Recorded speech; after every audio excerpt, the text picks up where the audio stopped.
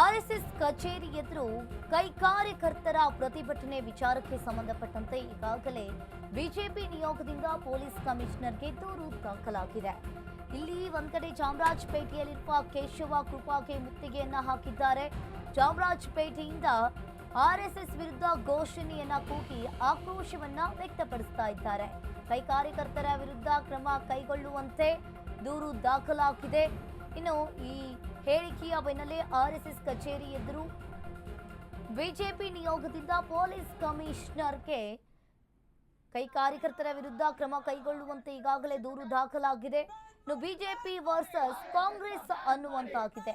RSS ಕಚೇರಿ ಎದುರು ಕೈಗಾರಿಕರ್ತರು ಪ್ರತಿಭಟನೆಯನ್ನ ಮಾಡ್ತಾ ಇರುವಂತಹ ದೃಶ್ಯಾವಳಿಗಳನ್ನ ನೀವು ಕೂಡ ನೋಡ್ತಾ ಇರಬಹುದು. ಈಗಾಗಲೇ ಬಿಜೆಪಿ ಕಮಿಷನರ್ಗೆ ದೂರು ದಾಖಲಾಗಿದೆ. ಚಾಮರಾಜಪೇಟೆಯಲ್ಲಿರುವ ಕೇಶವ ಕೃಪಾ ರಸ್ತೆ ಆರ್ಎಸ್ಎಸ್ ವಿರುದ್ಧ ಘೋಷಣೆಯನ್ನ ಕೂಗಿ ಪ್ರತಿಭಟನೆಯನ್ನ ಮಾಡ್ತಾ ಇದ್ದಾರೆ.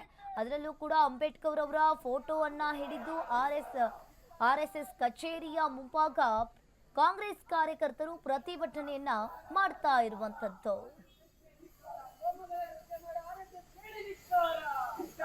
ಧಿಕ್ಕಾರ